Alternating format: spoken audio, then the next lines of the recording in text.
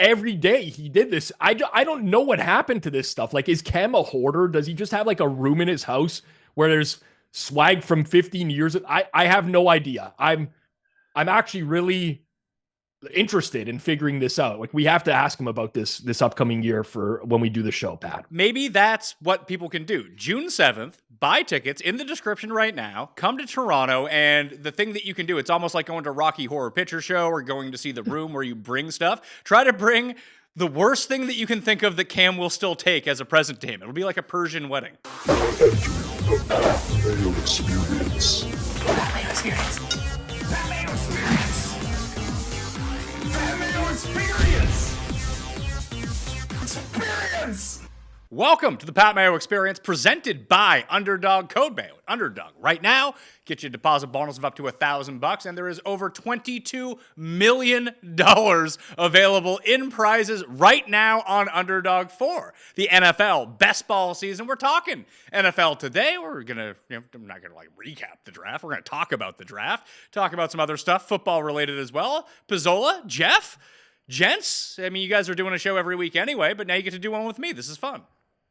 Yeah, it's been a while, Pat. I did see Geoff in office yesterday. We had a great debate over who would win between one gorilla and 100 men, which spanned at least 15 to 20 minutes. No scientific evidence presented, just men arguing with each other. So it's good to talk football for a change rather than whatever's trending on Twitter. What side did you come down on, Geoff? Men or gorilla? I actually defaulted that I would just agree with whatever Jeff Nadeau said. But if it's just a random sample, like I'm playing dead, Pat. And if it's just a random sample of guys, like there were 4 of us in the room. So if it's just like, 25 of each of us, me, you, Rob, and Jared, 25 of me, Feinbergs we're playing dead. So, we're losing.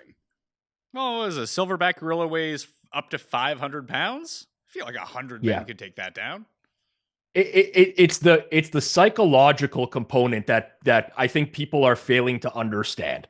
Like if 100 men are just dropped in there, the first 5 to 10 that go after this gorilla are going to get ripped limb from limb. And once you see that as a human being, you're just like your head's not in the game anymore. Let's just put it that way. You're like doing whatever at all costs to send other people ahead of you towards this gorilla. So I think like people are forgetting about the psychology. Everyone's trying to like math it out.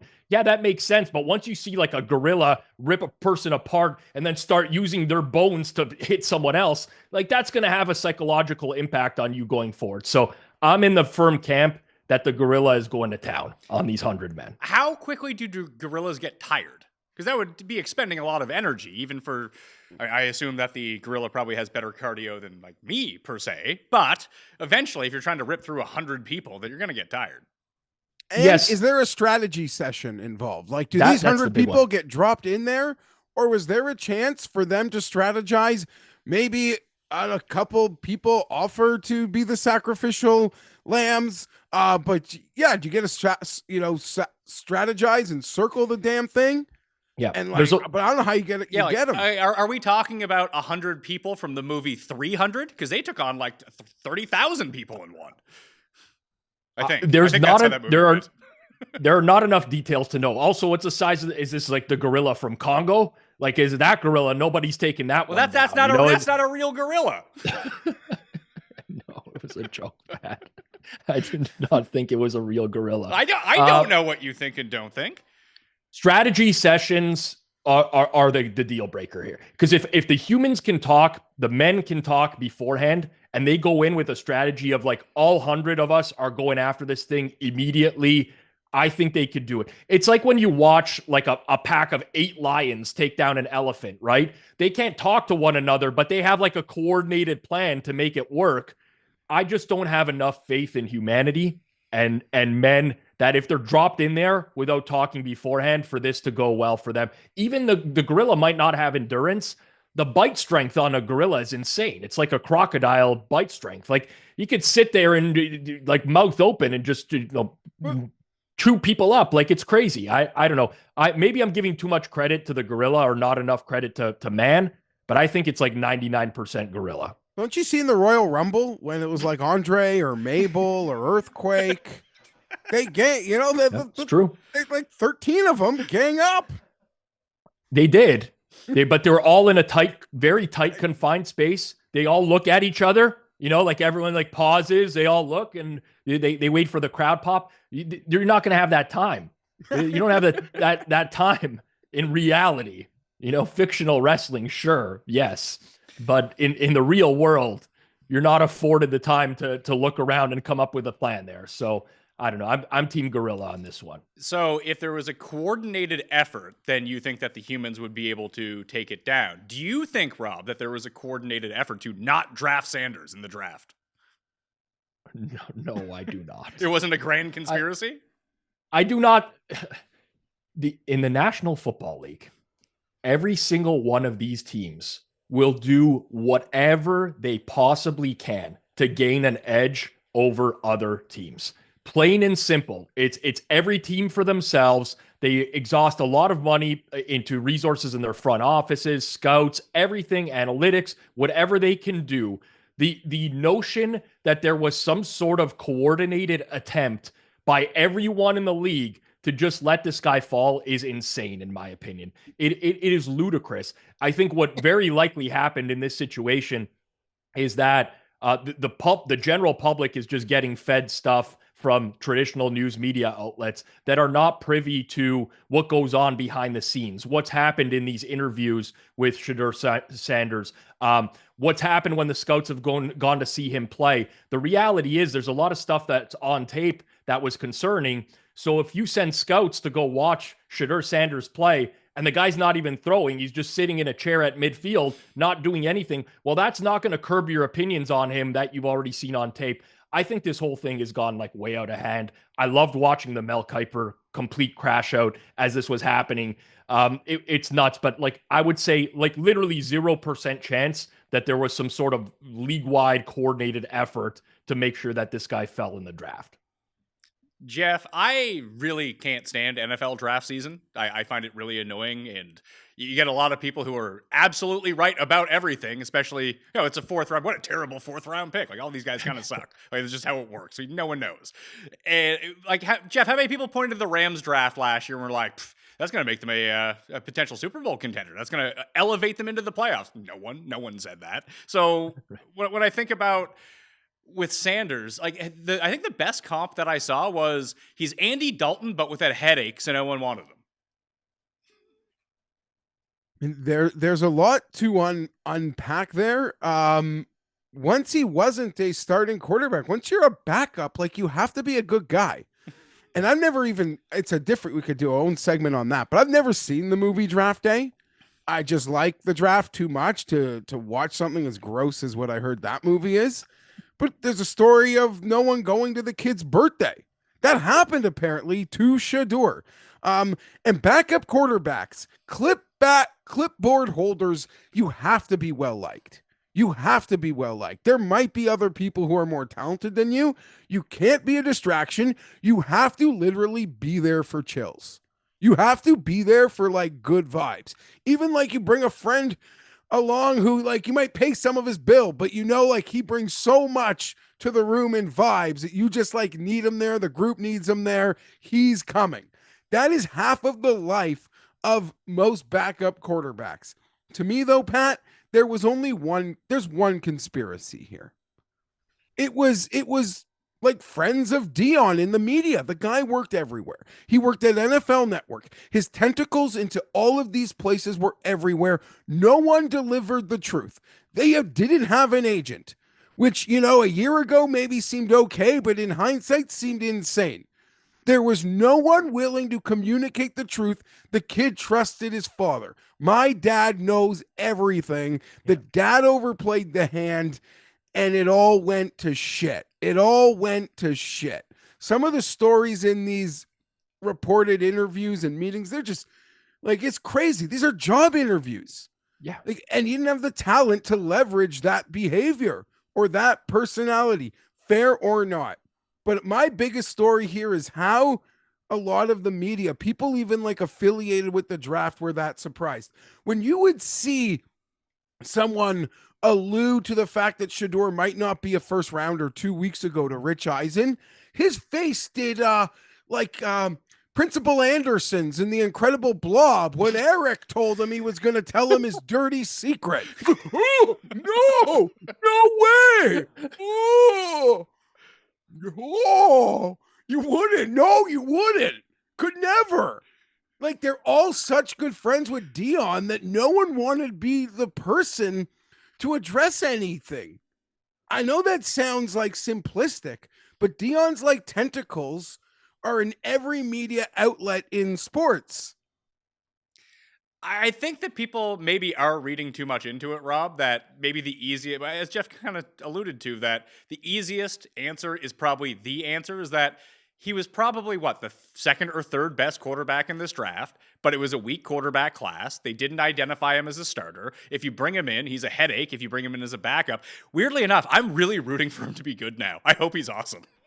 Yeah, I have nothing against the guy. I'm in the same boat as you, especially if he ends up with the Toronto Argonauts. I'd love for him to be awesome as the hometown guy. But at the end of the day, like, there's more in the NFL draft. Like, it's not just about talent, right? And listen, if you have all the talent in the world, you're going to get drafted high, regardless of if you're not coachable, if there's PR risks, whatever. Because again, NFL teams are always looking for talent. But if you're not that top end guy, you have to make up for it in other ways. And hearing stuff like him going to interviews with teams and saying, I want the culture change amongst your team. Here's what I want you to do if I get drafted. Like, that's insane behavior. It really is. Like, you would never go into a job interview and say that to anyone unless you were king shit, like number one bona fide rock star going to get drafted first overall. And he simply played the cards that he did not have, or tried to play cards that he did not have. And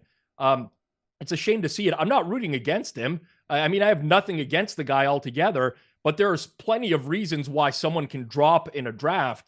And listen, I bet a lot of overs on his draft positions, and that was purely based off information that people that I trust were sending me, saying, like, this guy's interviews are going terribly. People are sending scouts to watch him practice. He's not even practicing. And not only is he not practicing, he's being disruptive to the actual practices that are happening. That's just not a good look. So nothing against the guy. I want good quarterbacks in the NFL. I want the quarterback play to be as good as it can be. I think that's the best product possible. But at this point, he's probably going to have to wait years to potentially see the field from what it looks like. And I hope it works out for him, but he overplayed his hand. He plays the one position where you can't do any of it. Even if you're good enough to start, like Caleb Williams could have gotten away with that shit. Joe Burrow could have gotten away with that shit and still held their draft position, right? You just can't do it when you're the quarterback who's then expected to answer for everything that happens wrong on the team. Okay? And this is a guy that was known to throw off offensive linemen, throws people under the bus, no accountability. We see quarterbacks go to the podiums, the good ones, the bad ones, they just fucking swallow it. Josh Allen swallows it. Yeah. Like 5 touchdowns, Bills lose, he swallows it. He puts it on him. Without fail. Maurice Claret, friends, sued the goddamn league. Sued him. Went in the 3rd round. Yeah. So there's just no conspiracy. Racism, as Pizzola, has pointed out many times, as I've seen him do it, exists everywhere. It's sad. It's horrific. The one place I'm naive enough to confidently believe it doesn't exist is in modern NFL drafts. Yeah. Yeah. Do you think that not every team needed a quarterback. I mean, they would like to have a good starting quarterback, but you don't evaluate them that way. Then obviously the talent pool shrinks of the teams that are actually going to take you. Tennessee obviously needed a quarterback, but realistically, Rob, did Cleveland even need a quarterback? I mean, they need a good quarterback, but if he's not a good quarterback, do they even need him? They have like 5 of these guys. I think at the point in the draft where they took him, which was 5th round, it's justifiable for anyone to take him there. Like, if people really believe that he's a 1st or 2nd round talent, but he's not going to be coachable or whatever, you take a risk later on in the draft. I don't know what Cleveland's doing. Like, they've assembled like 5 different quarterbacks. They have Kenny Pickett there. They drafted Dylan Gabriel earlier. I don't know what their plan is. I typically think of the Browns, even though they've had no success, as like a savvy organization. I don't really get this draft for them, but where they took Shedeur Sanders, 5th round, I mean, any team could have taken him there and it would have been reasonable, whether they needed a quarterback or not. Like, I was kind of hoping the Cowboys would take a chance on him as a late flyer. That would be a death scenario for the Cowboys. Imagine Dak threw 2 picks in week 1. Well, I mean, it's very plausible. It's not outside of Dak's realistic outcomes that he would do that. But I get what you're saying, Pat. But regardless, I think that whenever talent falls due to like character issues, I don't mind teams taking a chance on them a little bit later on. I think that's what Cleveland did there. And like, even though they drafted a quarterback earlier, I don't know. The draft didn't make a whole lot of sense for them, but I'm intrigued to see what the Browns even do this year, like who they're going to roll out as a starter in week 1. Geoff, you had to guess. Who do you think is their week 1 starter? It's probably Flacco, isn't it? Yeah, it probably is, but I think Shedeur is gonna play. I think Shedeur, what do you think?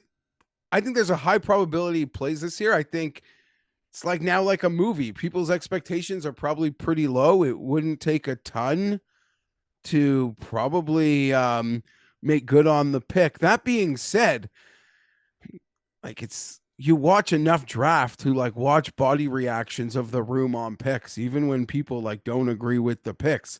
Right. This one felt awkward. John Middlecoff had a funny scenario suggesting that they pretty much knew at some point their owner was going to force them to pick Shedeur because they probably were more aware of the actual slide than like pundits. So they proactively drafted a quarterback who they saw something in, right? Even if people don't agree, when you draft them in the 3rd round, they see something other people don't see. Like that is clearly in their building.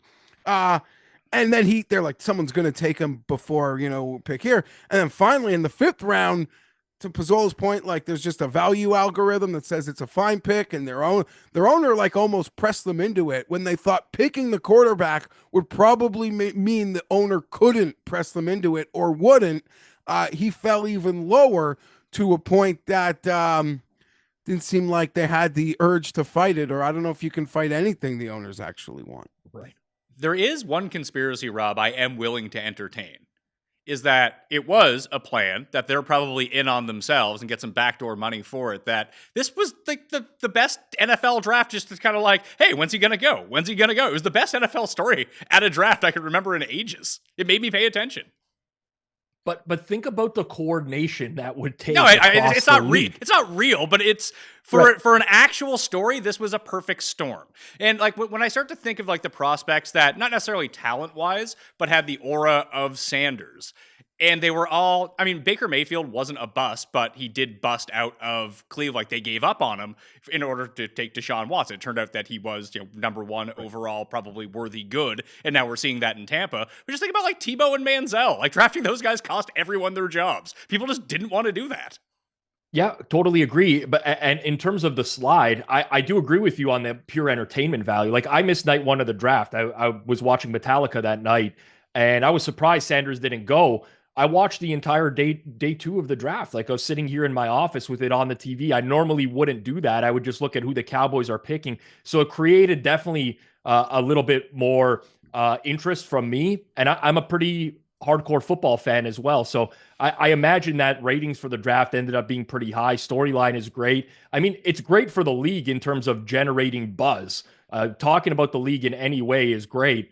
I just think that too many people have lost the plot here. Like, I don't know how much of it is real or not. Mel Kiper seemed very real in terms of the crash out he had. Skip Bayless, like, I don't know. I mean, I think that's just a gimmick for him overall. Like, but I think so many people truly believed, like there was this disconnect between where he actually was on NFL team draft boards and what was being relayed to the public by all these people who are putting out draft boards and creating mock drafts. There was just a huge disconnect there. Like he was never high for anyone. And that will come to light over the long run. But certainly it did make it really interesting. Well, Geoff, it would make sense if maybe the teams didn't coordinate on it. They knew what they were doing anyway, but all the networks coordinated on it to hype him up to the point. Because, I mean, just you see the name, you click. Like when I put this name, when I put Sanders in the title of this podcast, more people will listen to it because people can't get enough of this. The draft ratings were through the roof. I think it was the highest, the second most watched day 2 of a draft ever. Even day 3 was still getting ratings. It was the highest round 1 in 5 years. Like, it really did create genuine interest that if you reverse engineer it, the networks and the media could have manufactured this. Yeah, I mean, the draft is so powerful. So you put a little gasoline or a lot of gasoline on the draft, and it becomes, just truly fantastic, like human interest reality TV. Even Trump even got in on it. Exactly. Crazy. The biggest winner, Ridiculous. though, the biggest winner, Rob, of the draft, I think, is LeVar Ball. We owe him an apology. Yeah, it's funny the comparisons that were made. I love social media during these events. I really do. I talked about this. I think when Duke went down in the first, I'm trying to remember who went down in the first round of the NCAA tournament. I'm completely losing, I'm losing my mind now as I'm aging here now. But I missed an event where I should have been on social media for the night, and it was kind of depressing. The beauty of the draft were all the memes that came out afterwards, and that are just going to live on forever. I mean, there was just so much that was compelling about this draft altogether, but the comparisons to NBA players like Bronny James stuff as well was pretty funny to me. That's what I love about sports nowadays, and being able to live these events through social media and seeing everyone's reactions in real time. The whole meme culture. This is like, I may be a boomer, but I'm very much here for meme culture. Well, the meme culture and the social media aspect of the draft, Geoff, is the only way that it's watchable. Like the draft is literally unwatchable at this point. It's 15 minutes per pick. Like nothing is happening. It's really an awful experience. It's not 15 minutes. It feels like 15 minutes per pick. Well, it's only because they delay it. Like picks are coming in. Like they're if you're on the internet, there's a lot of people. You can get the picks like almost 5 minutes before they come up. Well, that's what I'm saying. It's unwatchable because of this. And so, yeah, sure. I mean, I love the draft. I know some people you hate on it. I don't so much like partake in the pre-draft, but the draft itself, unless the Leafs are playing, which seems to be happening a lot. Like I'm always part of a great party. So we love the draft, but really, could you imagine going to a draft? No. Although these new Green Bay looked like the worst one of the modern era. It just looked like concrete. But a lot of these ones, like downtown Nashville, downtown Philly, they almost have turned into like a Comic-Con, like an NFL Comic-Con type experience. So I think there's like a lot more going on. But no, I wouldn't want to, if I don't have a seat and I just got to stand there and all those people, like I'm too old for that. I don't want to be there. But Green Bay, while they did a great job, it seemed like the least desirable one to want to actually be at. It's like, Rob, when I went to the Super Bowl and it was in Minnesota in February. I know, not the greatest. No. I'm pretty sure I'm going to go to the draft next year in Pittsburgh. I already got invited out. I would like to experience I don't think I will like it. I'd like to experience it.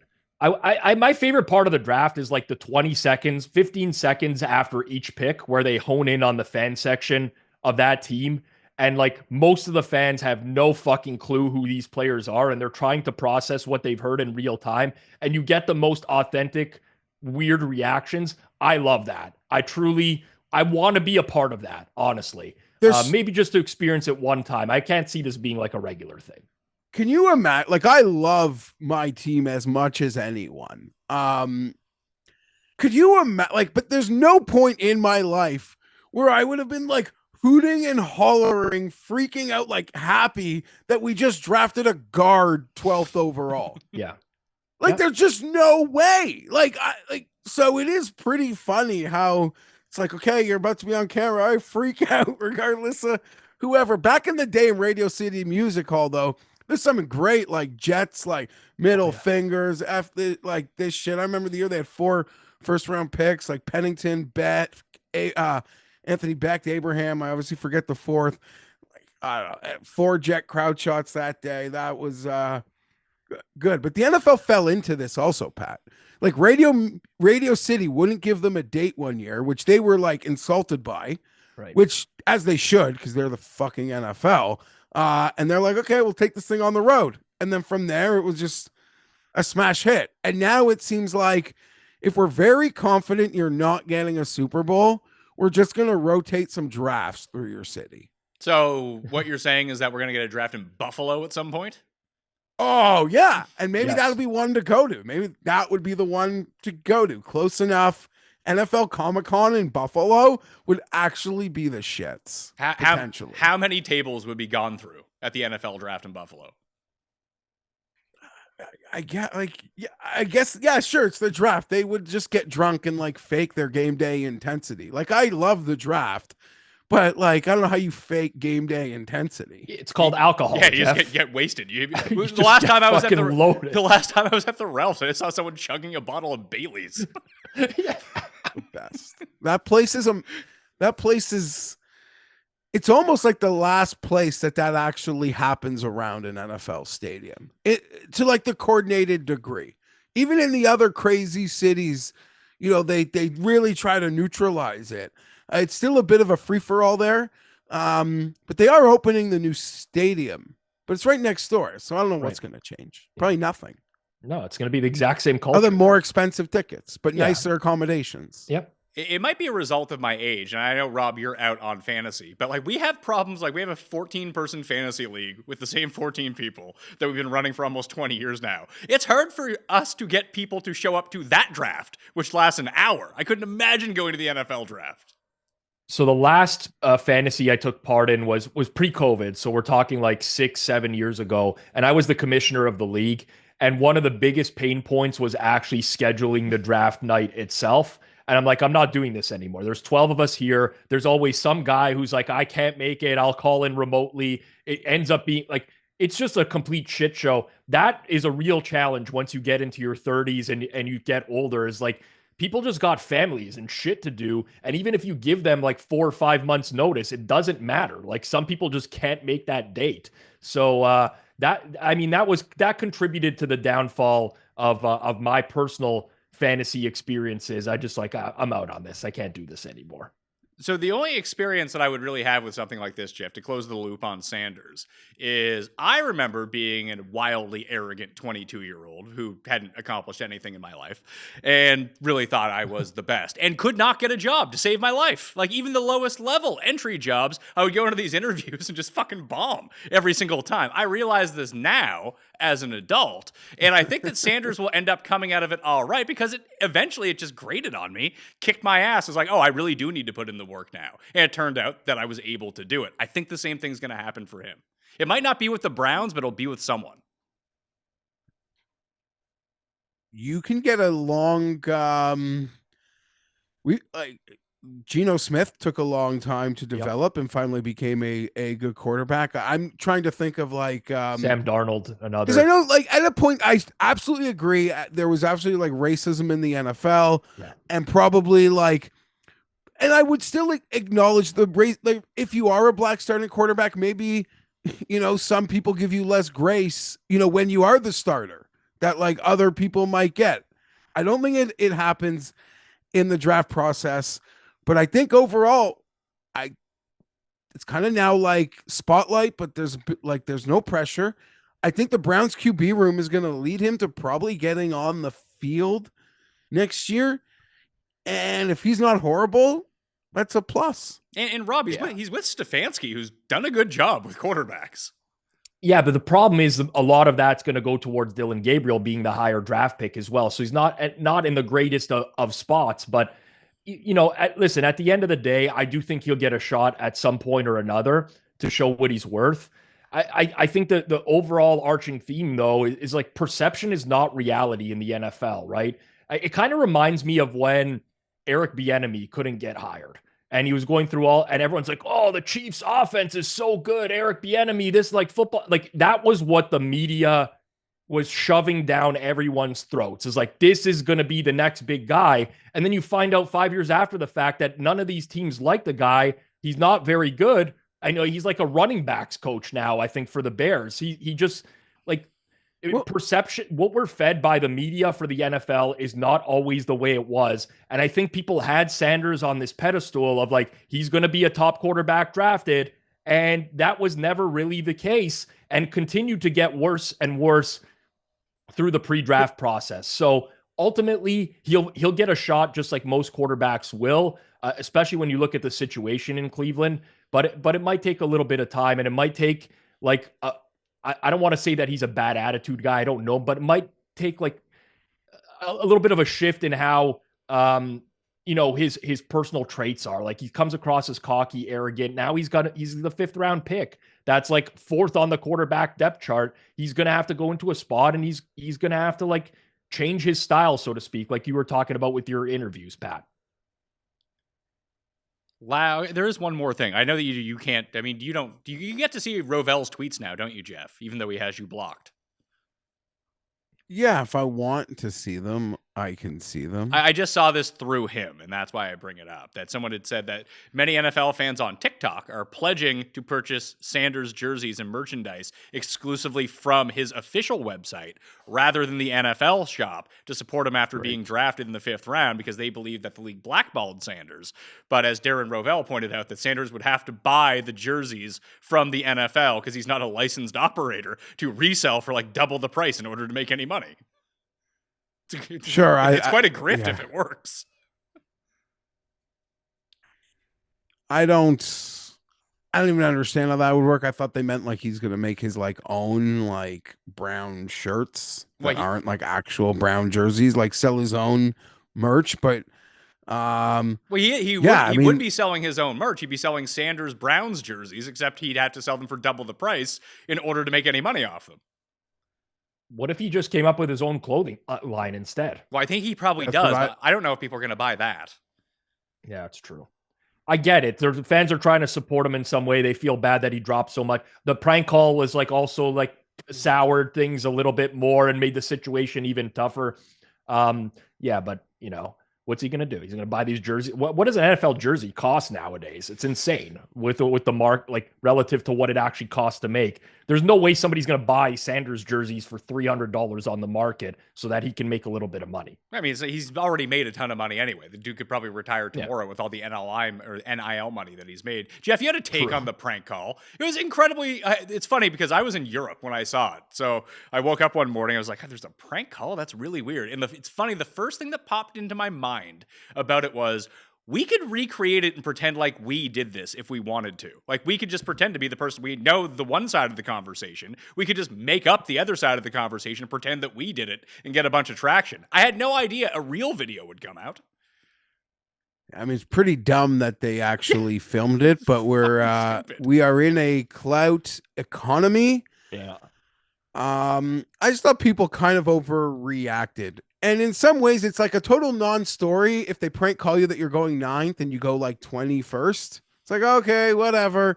It just became like even more mean-spirited, a thing to have happened that he fell. But we've since found out it kind of, happens, unfortunately, to guys in the process. Every year, there's kind of a documented case. Last year, Cooper DeJean. It's mean. It's cruel. I even told Pizzola, Pat, I didn't watch it. Like, I knew what was coming because you see the headline and it's just like, I don't want to watch, like, I got too cringe, too hard to watch. That being said, I thought like Matthew Berry and people like that, I love the NFL, the draft, the sanctity of the draft is important to me. But if you just take yourself like a few yards above being like this draft hardo, kind of see it's just a prank call, like college kid on college kid crime. And we watched that guy, that coach on the Jet sideline last year. He gives angry dad vibes, like to begin with. So that kid got the buckle. Yeah. That kid got the strap. I don't think you need to punish the Falcons. I think if it wasn't like the most epic fall in NFL draft history, it would have been received a little bit differently and more people would have found some amusement in it. But it turned out to be like the worst day of Sanders' life, basically, or worst few days. And that kind of, it alters the perspective of that entire situation, because I watched that call after the fact. Yeah, and it's like, it's a prank. I mean, listen, I've done prank calls when I was in college and high school. I'd just do all sorts of stupid shit, and I used to find it funny, and other people would too. But the timing here with this also happened to Tyler Warren in this draft, right? I think he went 14th overall, and it's kind of like a non-story because he was drafted, on the front half of the first round. But with Sanders, the fall makes it so much worse, and it comes across as being in extremely poor taste. But it is a shame that actual video did come to light, because I have been spending the last minute imagining content where it's Cust or Cam being on the other end of that phone call. And we could have put out so many different versions of it. Oh man, that could have been a content gold mine. Yeah, maybe I'm just like a sick person, because that was the first thing that popped into my mind. It's like, oh, we could just film the other end of this. Who would never? I mean, people would know it would be satire, obviously, if we were doing it. A bunch of 40-year-old dudes sitting around in Canada aren't going to be prank calling Sanders on draft day, because hey, just who's got the time? But also, just so incredibly mean spirited. So there's just something about it. But maybe I would have done it as a 21-year-old. Like, I get that end of it too. But to do it and then film yourself and put it out is one of the most insane things I've ever heard. Cloud economy. It is pretty wild. But there's a clout economy, but this is only bad clout. Like, this only negatively affects you forever. Yeah. Pat, and he you is the railroad son of a DC, of a defensive coordinator. Like, how stupid of a child do you have to be to put your father in that position? Like, obviously it's going to so that to me is the dumbest of all. Like, it's one thing if it's some influencer online who's just like looking for clicks. That's whatever. That happens every single day. When your father is the defensive coordinator of the team and he left the phone numbers open on an iPad and this all comes to light, like, you're putting him in a horrible position. It's idiotic. Like, one of the dumbest things ever. It had me thinking about the state secrets that exist around all coordinators like houses, because a lot of them are probably boomer parents who need their kids' help to like use the technology for them to like do their work at home. And then like Pat, like I'd be a plant, like, oh, like I'd be friends with like Pete, like the Chip Kelly's son. And then like, oh, I'm welcomed into Chip Kelly's house, offensive coordinator of the Raiders. I have to use the washroom, and I'm rummaging around his house looking for the plans. Maybe that's the next step, Rob. They hired analytics people to help with the draft room and really try to gear offenses and defenses and play the percentages. Now they need stealth people like Geoff to befriend people and break into the coordinator's homes. I mean, listen, the Chargers already rocked. I mean, Jim Harbaugh, he's a Connor Stallions guy, so you never know what we'd be capable of. But yeah, it's just like, what a piece of shit kid. I think the father of the Falcons, I don't think anything should happen to them. Maybe I'm naive in that respect. I couldn't fathom like railroading. What if it was the Broncos, Raiders, or Chiefs who did this? No, I think I would want them punished, but I wouldn't think they should be punished. It'd be one of the like if they got punished, I wouldn't complain, but I think it was totally unwarranted. I don't think my opinion would change on a prank call. Like, it's a prank call. Like, take yourself out of being in the NFL. It's a freaking prank call. I'm not buying that. Division rival. Like, listen, no one cares about the Falcons. Let's be real. Like, they don't piss anybody off. Like, who despises the Atlanta? Not even their division rivals. What team would have had to have done this where people would have been like screaming? Like Chiefs. The old Patriots? Chiefs now, yeah. If the Chiefs did it now, people would be like, they shouldn't be able to draft next year, is what people would be saying. If Spagnola's kid did this, you think people would have like lost their shit? What if it was 100%? What if it was Jackson Mahomes who made the prank call? Oh my God, the world would have blown up, man. Blown up. See, that's what he should have done for his clout. He should have faked doing the other end of the call and said that he did it. Yeah, it's true. He's missing out. He needs a clout manager. I will say, like, if it, as a Cowboys fan, if this came from the Eagles organization, Commanders, Giants, I'd be flipping my shit. My opinion would be completely different. I'm not scared to admit that or afraid to admit that. I would be losing it. I They think didn't that's cheat. It was the kid. It was a phone number. Like, who Yeah, fucking? you lose your ability to right. No, rationalize. you're right, Jeff, about Yes, this. yeah. But Rob's also right that if it was going to help your team, if another Yes. team got punished, you'd be all in for it. You Yeah, lose your exa- ability to rationalize when like division rivals become involved. You're just bred to hate those teams, especially long-lasting divisions. But like, or what do you long-lasting care? rivals. So if I Arthur don't Blank care. got fined $2 million or something, you like what? Like they're not taking away a pick. What if they did? What if it's like, oh, you don't have a first round pick next year? Tough Then beat. I'd laugh, just like I laughed when the Dolphins lost a pick because they took Tom Brady on a boat. I fucking laughed my head off. Are you feeling stuck in your daily wellness routine? You're not alone on that. Our friends at Cornbread Hemp hear you. Yes, they're listening and they hear you.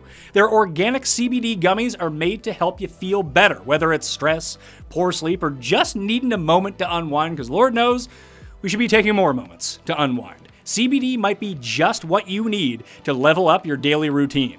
Cornbread Hemp uses only the best of the hemp plant, the flower, for the purest, most potent CBD. No fillers, no junk, just full spectrum goodness. And right now, Pat Mayo Experience listeners can save 30% off your first order. Just head to cornbread.com/PatMayo and use code PatMayo at checkout. That's cornbreadhemp.com/PatMayo and use code PatMayo.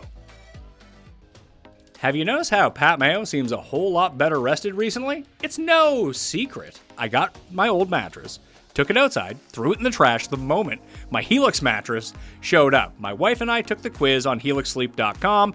We went through everything and we decided the firmness. We wanted the temperature, how we actually sleep, and all of a sudden the mattress shows up, we lay down, and I'm not having a lot of the sleep problems that I've been having in the past. I just wake up 50 times a night. Not no more with my Helix mattress. I was sleeping on my side with my head underneath my pillow, and I was getting chicken wing for when I woke up, and my back and my shoulders were sore because there was a divot inside my old mattress where I've been sleeping on it so long. Now, all of that has gone. It's been such an upgrade with my Helix mattress that I'm getting full sleep, and even my Apple Watch is telling me that I'm getting a far more full sleep this time. I'm not hitting 54% on my sleep cycle anymore. Now I'm up at like 90%, even 100% some nights. So hopefully this can help you out as well. Go to helixsleep.com/PatMayo for the spring savings event where you're going to get 20% off site-wide. That's helixsleep.com/PatMayo for 20% off everything site-wide. helixsleep.com/PatMayo. Finding the perfect car is kind of like dating, where you swipe through a bunch of options, some look better than they actually are, and you just hope you don't settle for good enough when you deserve something great. But with CarGurus, they take the guesswork out of car buying. Real price analysis, vehicle history, price drop alerts, and the best deals. The best deals!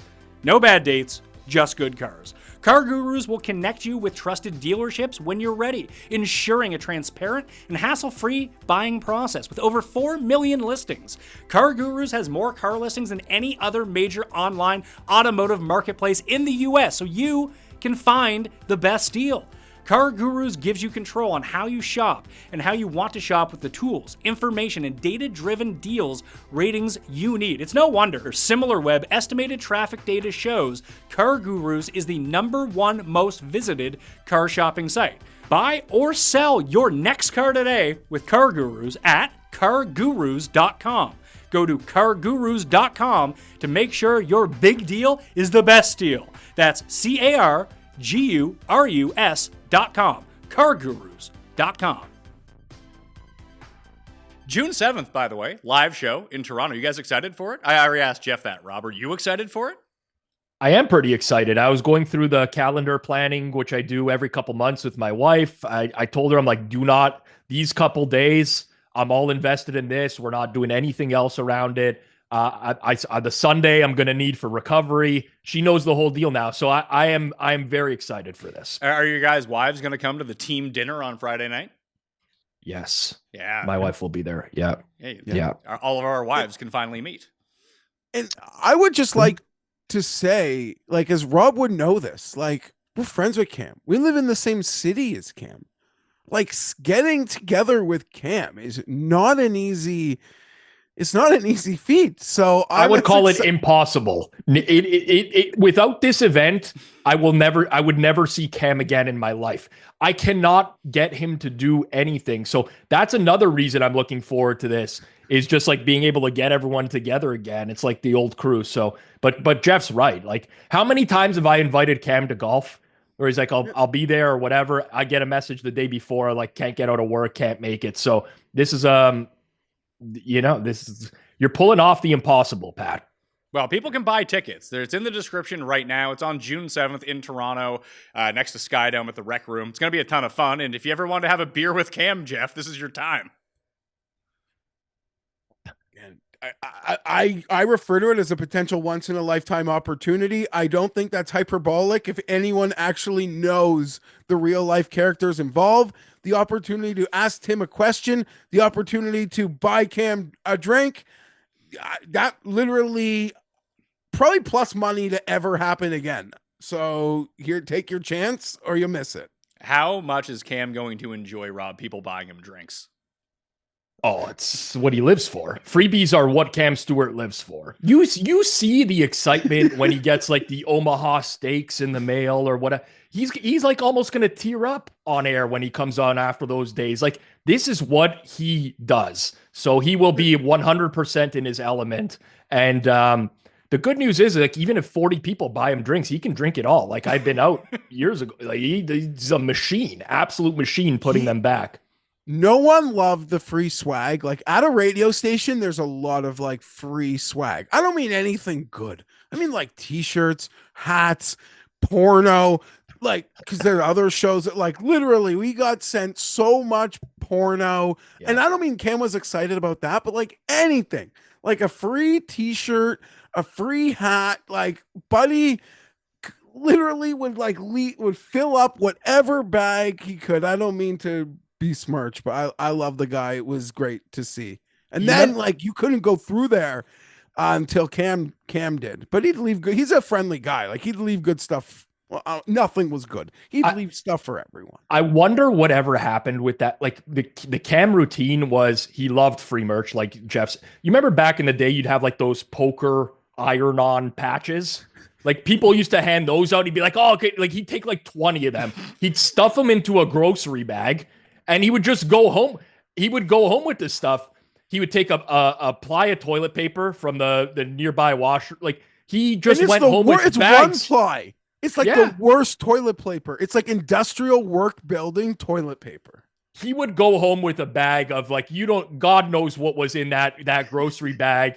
And every day he did this. I don't know what happened to this stuff. Like, is Cam a hoarder? Does he just have like a room in his house where there's swag from 15 years? I have no idea. I'm actually really interested in figuring this out. Like, we have to ask him about this upcoming year for when we do the show, Pat. Maybe that's what people can do. June 7th, buy tickets in the description right now. Come to Toronto, and the thing that you can do, it's almost like going to Rocky Horror Picture Show or going to see the room where you bring stuff. Try to bring the worst thing that you can think of that Cam will still take as a present to him. It'll be like a Persian wedding. Yeah, 100%. Keychains. Like, he loved keychains back in the day. I'm like, what do you need all these keychains for? He's like, oh, you never know when you're going to lose your keys. I'm like, you already have a keychain. How many keychains can you have? But that's Cam. He loves free shit. He sees value in free shit. You pumped the Chargers took a running back in the first round, Geoff? Not, like, truth be told, not exactly. You know, I've worked or just... I've been told it's just the thing you don't really like want to do. A lot of reports, they were on that clock so deep, like to double zeros. So something was up there. A lot of reports, Philly at 30, right? We're hot on their tails. Like, sure, I'm excited. Jim Harbaugh, they could do whatever they want. They actually did such a great job. I know it's a 1-year sample of the new regime last year of crushing the draft, and Harbaugh utilizing hopefully his institutional knowledge of college football, having, you know, either coach against, recruited so many of the higher end players that for now, like, let's go. Bolt up. Last year, they couldn't run the ball. They couldn't do shit. They got Becton in free agency. They got these running backs now. Herbert, outside of the playoff game, doesn't throw interceptions. So I guess the plan is we're going to keep the football and I still don't know if we're actually any good. I'll be honest. I'm not Tim here. Like, I don't know. We made the playoffs this year. I don't know if they're any good. I mean that. Do you have like you got served memes all ready to go at your disposal for Omarion? I know what you're talking about, and I should. Yeah, that's like the music guy, right? In the movie. Yeah. It was a movie when we were like Movie. 19. Yeah. But he was in a part of a group, and I remember that guy got punked. He was on an episode of Punked. A lot of people were on Also. episodes of Punked. Mm-hmm. Yeah, I know, but it was funny. He was at Justin some Timberlake girl's was house. crying on Punked one time. See, like Yeah, I but watched all the punks and I can't remember a single episode. I mean, I loved them when I was growing up. You don't remember the Justin Timberlake episode when he was crying? I don't. packing up I his really shit. don't, and Yeah, I'm sure I watched it, but I don't remember it. Omarion was like had a girl at his backyard pool, and like her 6'5" huge father comes like storming into the backyard. Like, what do you do? Like all this shit. And I don't think he cried, but like he was scared as he was. Punk was good. I mean, I guess we did the prank calls. Yeah. Yeah. I don't know, man. Like the guy, they thought he was still gonna. I'm not defending the prank call, but I don't know that they would have done it if they knew the slide was coming. They thought they were pranking a guy who was gonna go in the next like hour, not the next 3 days. Sure. But I mean, isn't that one of the reasons why you don't do it? But that's what kind of makes a prank good. Like, I guess. you know, it's tough. I listen. It's hard to watch. I'm not. I wouldn't. But that's like kind of what makes a prank good.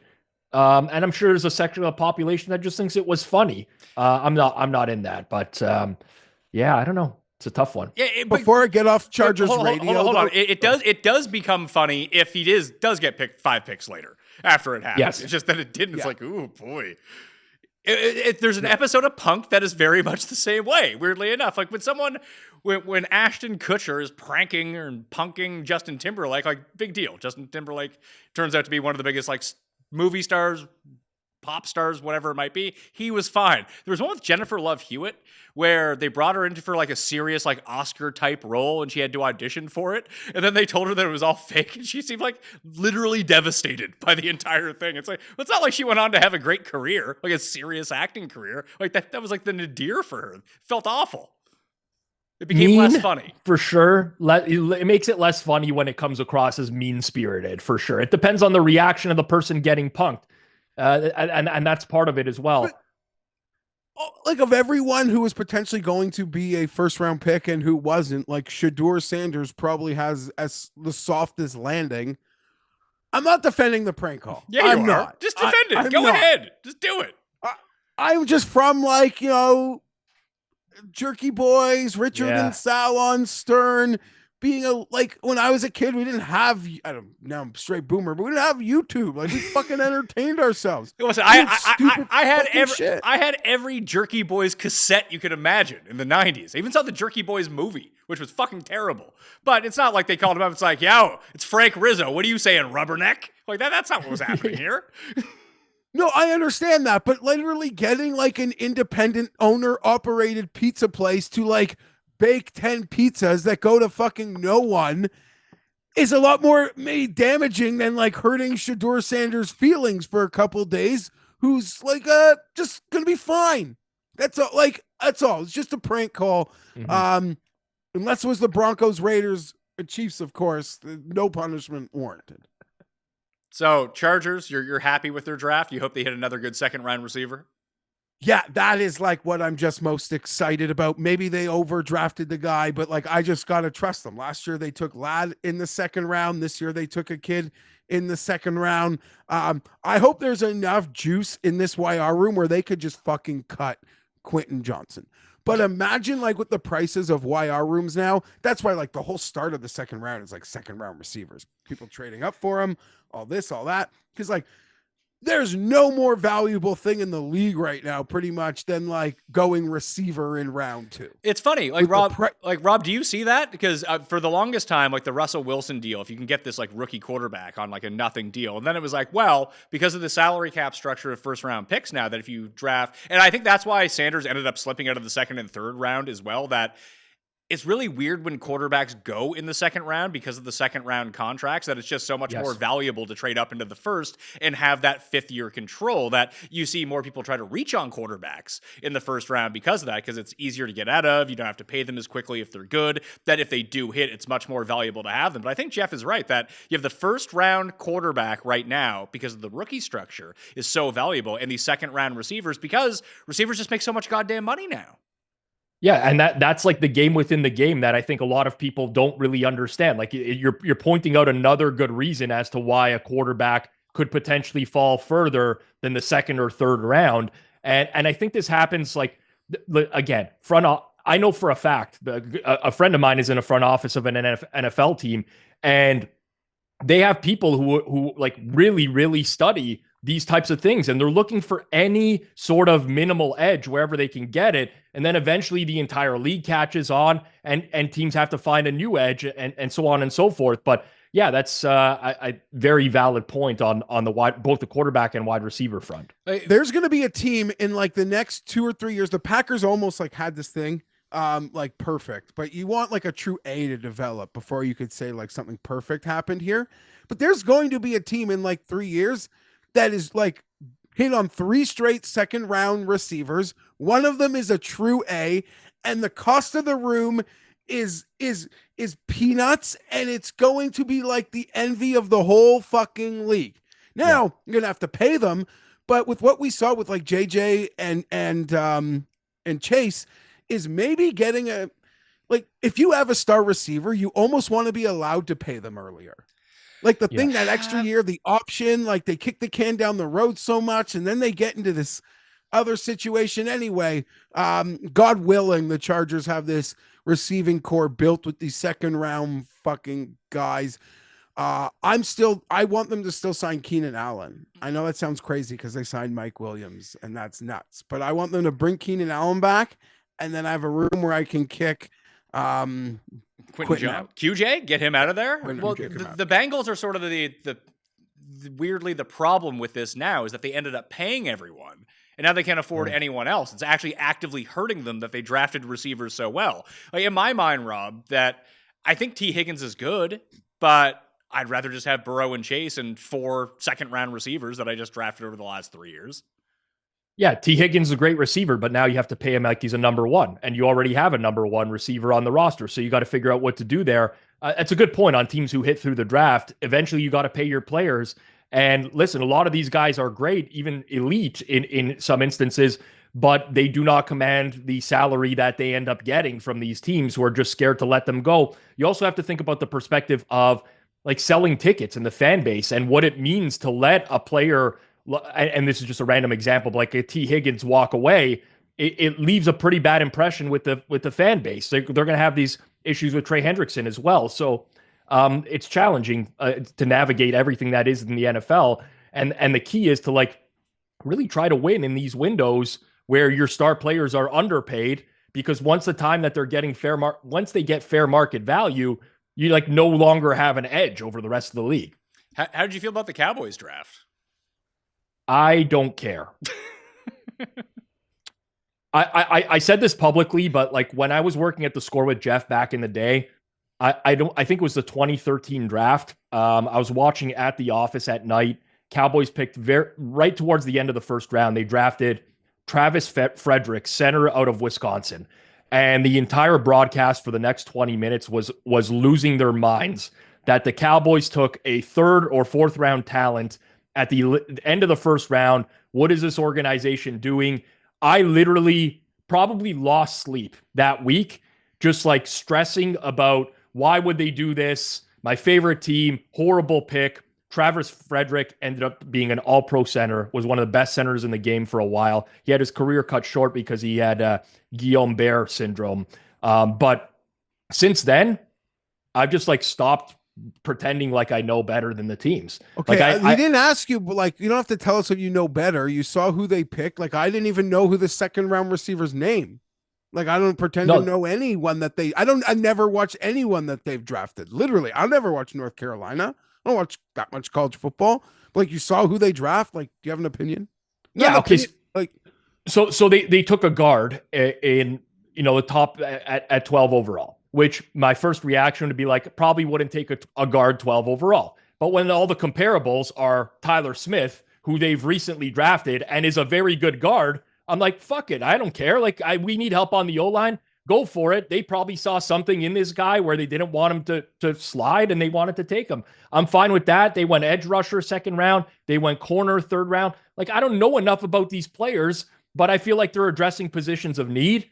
And to me, like, I'm fine with that. They're also very good at drafting. Like, for all the Jerry Jones, Stephen Jones, like Cowboys jokes, they don't give the guy the title. And every year he gets a raise because someone asked to interview him.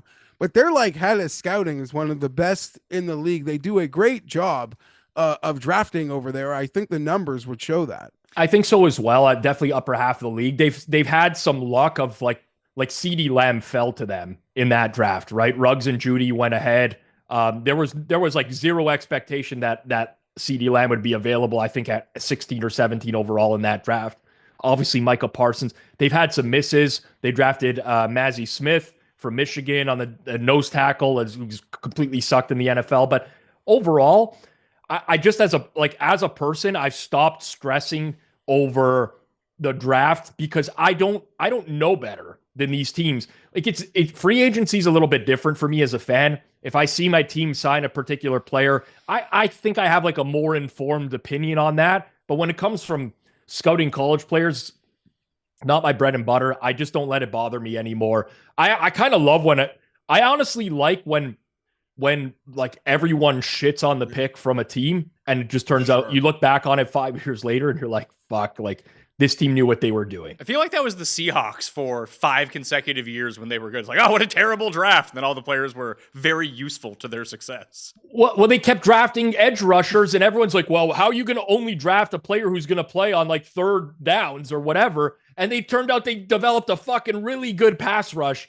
with a lot of the guys that they drafted and a really good defense overall. So they were almost ahead of the curve when it came to that. Now look at how important edge rusher is and the demand for them in the NFL.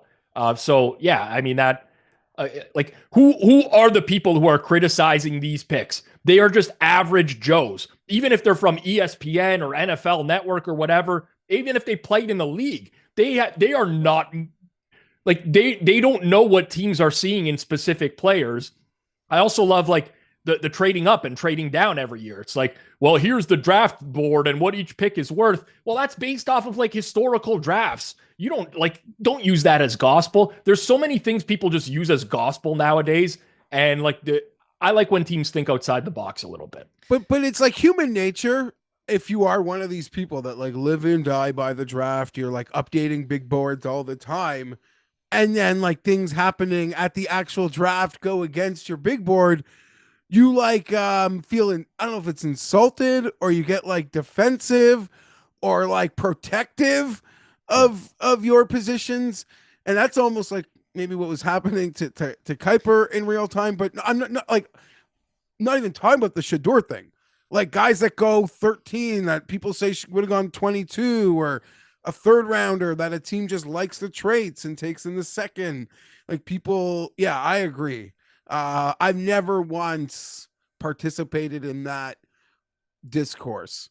Maybe for like a small period of time, I should say, like when I knew you, like when Rob said it, like when I knew him and our boss was cheap and put 2 guys making like minimum wage on the air, we had to sound like people who cared, like on draft night, I guess. Right. And well, also that time and we were interviewing draft prospects. Well, yeah, I mean, but that's the thing, Pat, like everyone who makes an opinion on the draft feels like they know what they're talking about. Do they? Like, because I did a show on it. I haven't watched a second of college football. Okay, I mean, not everyone, let's say. I'm pretty open about that. But you hosted a show. You didn't stand on any player. No, this is true. The last time I did that, I got into an argument with Gabe live on air, and we were screaming at each other. Jameis versus who the hell else was in that draft? Mariota, maybe? Mariota. Yeah. There's something I forget. Looks like you were both wrong. Yeah, we both lost. Who are great backup quarterbacks that you could still have 10 years later? We nailed that one. But there was something about it. We got into like a screaming match. Like, I don't even think I watched college football then. But it was my job to go on and create content. And I just find that, like, you kind of hit on it, Geoff, that some of these draft people, like, I know some of them too. Like, they seem to get, like, real butthurt about third-round picks. It's like, you don't fucking know anything. What are you talking about? Right. But, like, there's so much that, I remember, I want to say it was the early 2010s where RG3 and Kirk Cousins both got drafted by Washington.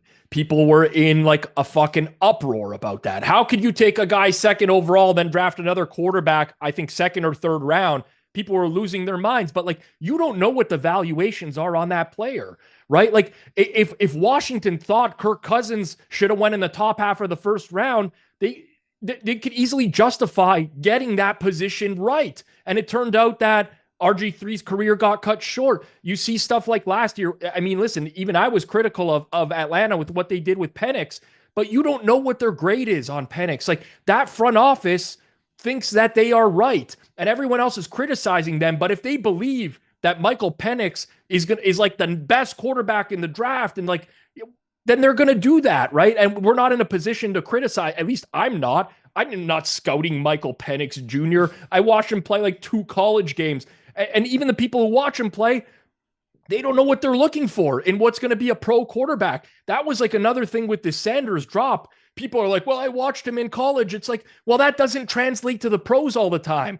Like, Tyler Show got drafted high. This guy's going to be a bust. He stunk in college. Guess what? The guy has a fucking cannon of an arm. That's going to translate to pros, probably a lot better than a guy who has a noodle arm. So there's all these other things that go into it, but everyone thinks that they are in the know on everything. And you could do all the draft research you want, but there's biases that are built into that as well. At the end of the day, I've taken a step back from the critiquing of what these teams are doing, because every front office thinks that they are doing what is in their best interest. Can I just do we have any memory of a quarterback who should have gone in the first round, like consensus, should have been a first round pick, and then went in the second round or later and ended up being like a great quarterback? Quarterbacks have slid it. He ended up going in the first round, but Lamar's the one that pops to mind for me. Okay, but he went in the first round. Because Baltimore's smart, they traded up for the pick to get the 5-year on him. But I'm just saying that when I asked the question, it's there. Now, the only one that came to mind in running my brain, I don't remember what the pre-draft eval was on the guy. Breeze? Yeah, Breeze. Breeze went the first pick of the second round to the Chargers. But at that time, the structure wasn't the same. Like, it would be worth it to draft a bunch of quarterbacks in the second round, right, because you're paying Sam Bradford $500 million to be the first pick. I forgot about that. Yeah, right. You're right. But I don't remember like mocks enough to remember if like Breeze was like supposed to be that. But most guys that fall out of first round who are projected to be first rounders, like, fall, like, I don't have any memory of them like making draft people eat their words. Well, here's what you do though. Just if you are someone who puts out a mock draft and maybe of the like 100 best, if you have the worst mock draft, you get put in jail, and then people have better opinions. But yes, I mean, most of these guys are copying each other's mock drafts anyways. Like, you think about people, like, I remember when we were working at the Score, I'm not naming names, but like, there were specific mock drafters that you knew were kind of like in the know on things. Nowadays, Daniel Jeremiah, right? Like, the market reacts to when he puts out his mock draft. As soon as you see that and you're like a 23-year-old kid working for some news publication, you're going to move the guys up on your board that he is a little bit higher on. Like, it's like a copycat world with the mock drafts. I think this all contributes to like where people think guys are going to go. It's really the opinions of like 4 or 5 people who sometimes are well connected. Sometimes they're just making guesses on what's going to happen. And then like there's this uproar created based off of that. But I mean, it's the NFL right there. Instant reaction, Geoff. We got breaking news. The Calgary Stampeders have selected punter Mark Vassett, 10th overall in the CFL Global Draft.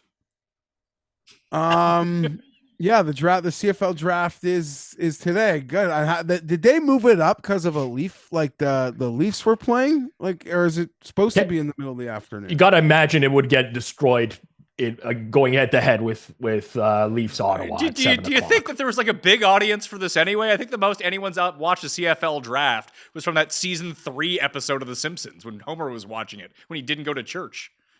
I feel like the CFL draft like audience highly like overlaps with the people who are watching like the Scotties Tournament of Hearts. It's like a very old crowd. Don't throw shade at curling. You can have some beers and watch some curling and bet on it. That's fine. Okay. Like the CFL draft is like, it's like when they draft the Canadian dudes into the CFL. It's like, all right, great, fantastic stuff. Before I have all the curling consortium come after me, I'm not throwing shade at curling. I'm just talking about it's an older demographic, basically. But a lot of those guys are going to be watching the Leafs tonight. I don't know if the draft is moved. Also, though, Geoff, like the punter going 10th overall is the point here. Like, I don't know what the player valuations are in the CFL. I barely watch CFL. I imagine a punter is a little bit more important because the field is bigger. You can get a point for rouges and stuff like that. Got to punt a lot. Sometimes the punters also kick, and that's versatile, and it opens up roster spots. So maybe he's a master of all traits. I wanted to say the guy's name was Lee Westwood, but I know that's not his name. There used to be a kicker for the Bombers. He just had a real greasy ponytail, and he was their kicker/punter from like 20 years ago. You know what? I think he might have even done radio with Huss at TSN Radio for shit. I know exactly who you're talking about. He was one of the only CFL players I knew besides Doug Flutie, Jeff Garcia, and that guy. And Milt I've scoured Stiegel.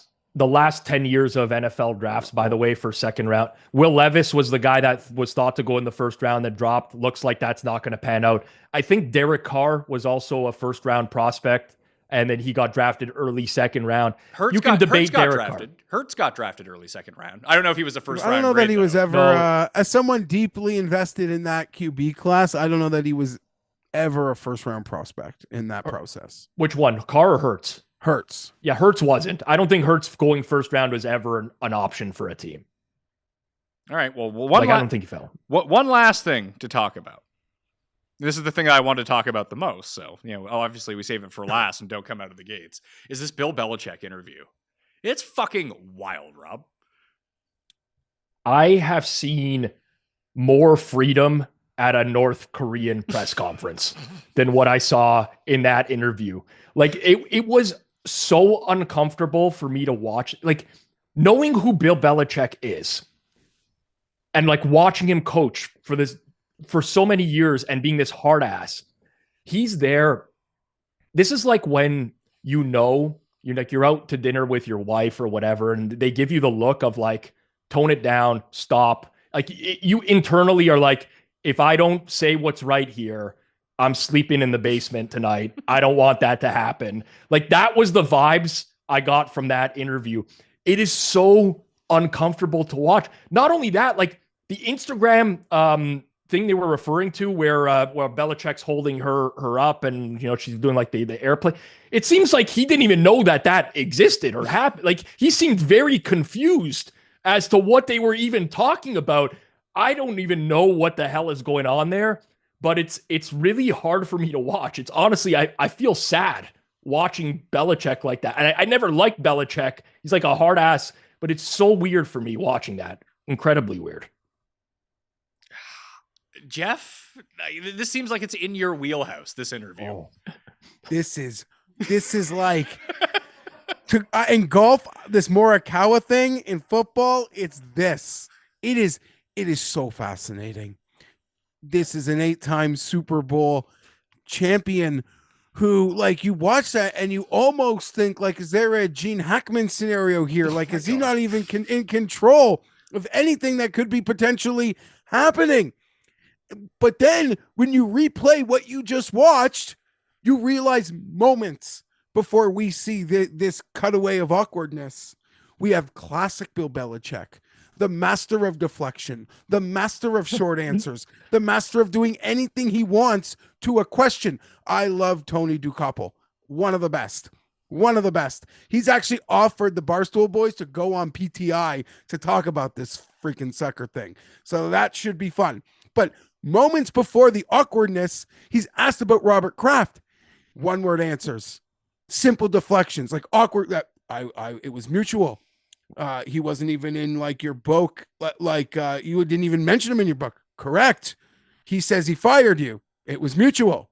Are you sure? He says he fired you. It was mutual. Like the vintage Bill Belichick at the podium dealing with Patriots press corps.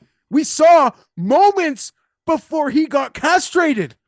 It was so weird. So he is of like full mind, in my opinion, because the guy we know, we saw moments before we saw his body leave. I don't know. It's so creepy, awkward, cringe. But I'm obsessed now. We saw the guy for like years on the sideline. You know, a Patriots running back fumbled. The guy didn't play for 4 weeks afterwards. Like the biggest hard ass imaginable. And now he's like reduced to he's like looks like a dog that you train, like a lab. You're like, don't move. You're holding the treat in front of him, and he's just there like very stoic. It's not. And listen, I get it. Like he's 50 years older than her. She's going to have some power in the relationship. Like I'm not a complete idiot as to how works. She's calling the shots. That's fine. But at some point, like, my God, like it's sad to watch. At some point you have to like want it to endure it, because he could like go 10 years, get a girl 10 years old. Like he's not the only pretty younger girl. Maybe she's the pretty youngest girl, but there's like other apples not far from that tree. If that's like, he wants to be that kind of like hound doggy, go do it. Live your best life. But you see that interaction and you're like, why does he want that? Why does he want this? If you didn't know who Bill Belichick was, like you didn't know anything about this situation, and the Chiron just said like live footage of a man losing control of his life, that would make a lot of sense to anyone who's watching that doesn't know who Bill Belichick is. And they didn't air half an hour of that interview, which is apparently even more awkward and uncomfortable. Like I need to see what's on that, because this thing was like absolute cringe for me. The whole story, like as it's been evolving, has been really weird for me to follow, because I think of Belichick one way. I didn't care till now.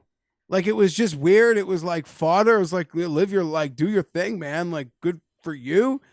Like you got to be around college kids. Like you got to earn 21-year-olds respect. That's how like you'll do it. But it just took it went like on a whole other, like the meme of like choose left, choose right. Yeah. Like it just, now I'm on like a different path of this whole fucking thing. So how do we think they actually met then, if they were not actually going to talk about it? No, the story's out there. They met on an airplane. She was doing her homework. Like it's not a secret. That's what makes it so much weirder. It is so strange. We're not talking about that. Is not out there. It's been out there apparently. Yeah. We're not talking about that. I mean, I'm not gonna lie, I audibly laughed like in the moment when that happened. It is. I cannot believe, like, if you told me 10 years ago, 5 years ago, that I would be witnessing this today, I would call you an insane person. It's nuts, man. What I've known about this man throughout his entire career, I don't know. It's just so weird, but I am invested in it. I will say I'm with Geoff. Like, I don't really care what people do in their personal time, but now that I've seen the interactions, I am invested in where this goes. Like she seemed like, okay, like he was living his best life. That's what it felt like a week ago. She's wearing t-shirts, trolling the Falcons. Yeah. They're in Dunkin' Donuts Super Bowl commercials together. Like a lot of give and take here. Okay, live your best life. He's at North Carolina. His kids are coordinators, setting them up to take over or something in 2 years. Beautiful. Sure. Perfect. Everything, like my opinion on all of it is like now completely changed.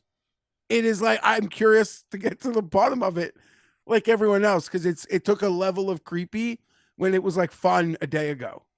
Mm-hmm. I clicked on page 6 to see if I could figure out any more stuff on this, but instead I just clicked on this new Kristin Cavallari with her new fake tits. She looks great. Jay Cutler must be like, come on, we gotta get back she together. First traps that shit. She makes him She makes him miss it often on the internet. He Yeah, looks for sure. great. Good for her. Good for her. I mean, as someone who watched a lot of Very Cavallari when that was on, and just for smoking Jay sitting there watching all Jay Cutler would do would be like drink whiskey and look at these cameras he had set up around their property for like tracking deer so he could go out and hunt them. That's all he did. I think without a doubt, Pat, the most money I've lost in my life has been on betting on Jay Cutler. Like overall, if I add it all up, which I mean I could do, I'm just never going to do that. Jay Cutler, I'm pretty sure he's one of the worst against the spread quarterbacks of all time over a large sample. The guy never covered. I would talk myself into it all the time.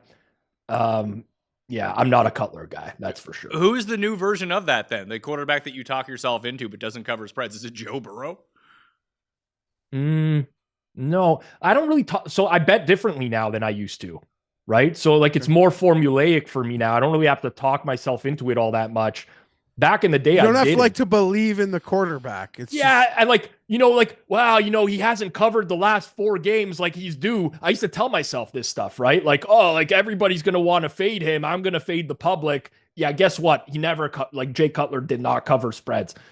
Nowadays, I don't know. I don't know who it is. Like if I have to think I'll give it to you right now. This is from an ESPN article from Lord knows when, 7 years ago or something like that. The worst quarterbacks against the spread over like a 70 game sample size or even a 50 game sample size: Tannehill, Jameis, and Stafford. Yeah. it adds up for the eras. Yeah, I would say I could. years ago. Yeah. Fitzpatrick was also really bad against the spread because I think that he would win. Like he would be better he would win a plus 600 underdog money line, and then you'd talk yourself into, oh, he's actually really good. And then they get blown out for 8 straight weeks. Well, like listening to you say those names, I can vividly remember lots of times betting on Stafford where I get like the Stafford game where he's completely useless. And then the next week he throws like fucking 380 yards and 4 touchdowns. He's like throwing like look away passes. Like so Stafford to me has been a guy that that has, he's caused me some suffering as well, but no one more than Cutler. Definitely, like I lost so much money betting on Jay Cutler. I don't know what it was about that guy where I continued to go back to the well. That's my own fault. Last thing, Geoff, an update on the CFL draft in real time. So I told you that Mark Vassett, the punter, went 10th overall in the global draft of the CFL to the Calgary Stampeders. I had not realized that with the first overall pick in the global draft for the CFL, the Stampeders also picked a punter. So they have 2 punters now. Okay, so this isn't a real draft. This must be an international thing. It is. It's a global draft. So, but this isn't their real draft. I don't Okay. know, this guy played at like Old Miss, and this guy played at Colorado. It's real. It's real, but I think they have a different draft. I could be wrong, but Do you think that there's a single like outlet that is covering this in real time, like giving grades on the picks? One single one in the entire world. I follow this producer of Sportsnet Calgary, and he's tweeting about it. That's all the info I got. But he's just tweeting the picks, right? He's just tweeting Stampeders picks. Okay, I'm curious. I over under half people in the world that are tweeting like draft grades on this or reporting it anywhere. It's got to be under, right? Friend of the show Ben probably is doing it, but that's about it. I think he makes a living betting like CFL props. Yeah, there's a few, not a ton, but I don't believe this is like their actual draft because that is tonight going with the against all that playoff hockey. Does Sanders go first overall on that? No, he's on a different list. He's on the Argos. That's why Rob made the joke. The Argos have his negotiating right or owner's rights or something. Yes. Weirdly enough, I feel like he wouldn't be good in the CFL. Like he's the wrong type of the way that he's been described to me as a prospect. That's not the type of guy that succeeds in the CFL. Yeah. You need a cannon to make a 7-yard sideline pass in the CFL. Like you need a howitzer. It's howitzers pretty much only, or you're the most athletic little guy who can run around. Yep. I completely agree. With the field being as wide as it is, and like those out routes or like the 5-yard curls to get it to that side of the field, it's like throwing a 25-yard pass downfield. It's like, all right, that will do it on the Pat Mayo Experience. Buy tickets to the live show. That's down in the description right now. We'd love to see you there. It's going to be a ton of fun. Rob and Geoff, we can catch you on Circles Back. Is that every Tuesday morning, Rob? Every Tuesday morning gets released around 8 a.m. Eastern time. That's over on the Circles Off YouTube channel. and we just basically recap the week that was in gambling Twitter. So lots of trending topics. It's a mixture of informative and entertaining, I would say. And yeah, tune in for it. I honestly love doing the show. I think it's pretty good. So check it out on Circles Off. Yeah. I tune in to see you guys go back and forth, but sometimes I have to tune out because some of these people you talk about are just really sad people. You know, I have. And as you find out more, they become a lot sadder. Yeah, I like they seem sad initially, and then you find out more. It's like, oh no, and you guys aren't mean about it. It's just it makes me feel bad. You're like, oh no, I hope no one talks about me this way. Like I'm not perceived this way. No. Well, we encourage people to use #CircleBack on Twitter to like inform us of topics or things they want to see us talk about. And I review these on a weekly basis, and I'm like, I cannot put every single one of these into the show. Like this is depressing to talk about a lot of the stuff that's on here. So I get it. It's tough to toe the line sometimes, Pat, with a lot of these characters on gambling Twitter, because this is their life. Like they live on the internet. It is kind of sad. All right. Well, that will do it. Geoff will be back on Monday with me talking golf, and I think we'll do something with Cust next week as well, because we have to get his take on the Jets. He was just unavailable. You know, it's the end of tax season, so Cust gets a little bit busier around this time of year. But a week from now, he's going to be fine. So that schedule in a couple weeks. What's that? Schedule's out in a couple weeks. That's You'll right. get Cust. So we got schedule. We got PGA Championship coming up. I saw that just while we were doing the show, Jeff Ogilvy got named President Cup captain for Medina. Sure, yeah. Or he has earned it, yes. Yeah. That's great. They can just get beat up again, this time on U.S. soil. Exactly. Lose by 6, sure. Yeah. Good luck. You can follow me at the PME, code Mayo at Underdog, get you that deposit bonus of up to $1,000. And I will see you next time. That Mayo experience! Experience!